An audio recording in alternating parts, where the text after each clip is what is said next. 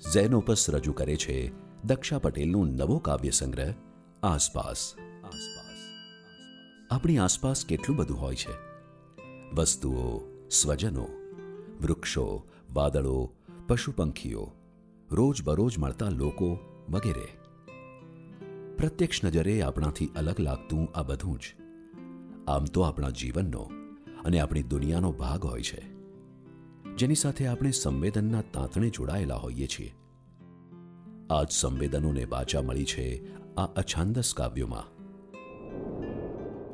દક્ષા મૂળે જોશી અને કવિવર ઉમાશંકર જોશીના બૃહદ એવા પરિવારના સભ્ય. કવયિત્રી ભિલોડા પાસેના બામણા પુનાસણના ગ્રામીણ પરિવેશમાં રહ્યા હોય. ગામડું, ત્યાંની ઋતુઓ, ગરિમાપૂર્ણ ગરીબાઈ અને સાચકલા માણસો તેમજ પ્રકૃતિ વૈભવ તેમની કવિતામાં પરખાય છે.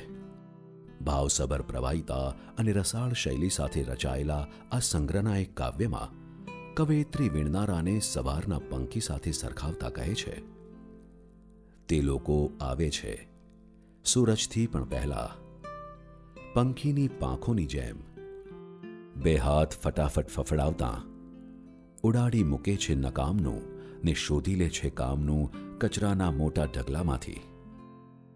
પછી પ્રગટે છે કચરાના ઢગલા ઓથેથી, ડુંગરના ઓથેથી ઉગતા સૂરજની સંગાથે. વૃદ્ધ શ્રેણીના એક કાવ્યમાં તો વૃદ્ધને સવારના અલાર્મનો દરજ્જો આપે છે અને કહે છે, વહેલી સવારે ઊંઘતા રસ્તાને હળવેથી થપથપાવી ઉઠાડતા વૃદ્ધોના પગલાં ધીમે ધીમે પહોંચે બગીચે, ભીની માટીમાં પગલાંની છાપ પાડવા મથે. શબ્દોમાં હૂંફ પામતા કવયિત્રીને શબ્દનો ખોળો માં સમો લાગે છે.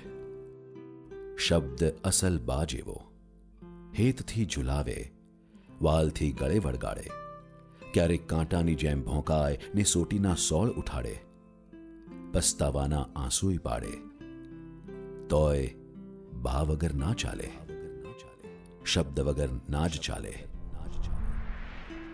અને શાળામાં દિવાલ પર લાગેલ પાટિયું જાણે વિશ્વ ખોલતી બારી ન હોય. પાટિયું પોતે કાળું પણ ચોકને રચવા દે ધોળું ધોળું વિશ્વ. જાણે અજાણે આપણાથી ઉપેક્ષિત રહેતા આવા પાત્રો, પરિવેશ, વડીલો વગેરેની લાગણી, વ્યથા, અજંપા અને ફરિયાદને કાવ્ય સ્વરૂપ મળ્યું છે આ કાવ્ય સંગ્રહમાં. દક્ષા પટેલની આસપાસની આ દુનિયા વાચકને એની આસપાસ રહેલી દુનિયા સાથે જોડી આપશે અને નવી અનુભૂતિનું આકાશ ખોલી આપશે. આસપાસ નેશન વાઇડ ફ્રી શિપિંગ સાથે ઘેર બેઠા મેળવવા www.zenopus.in, ઓનલાઈન શોપિંગ માટે એમેઝોન અથવા તમારા નજીકના બુક સ્ટોરનો સંપર્ક કરો. સાથે ઝેનોપસના ફેસબુક અને ઇન્સ્ટાગ્રામ પેજને ફોલો કરો અને નવા પ્રકાશિત પુસ્તકોની માહિતી મેળવો.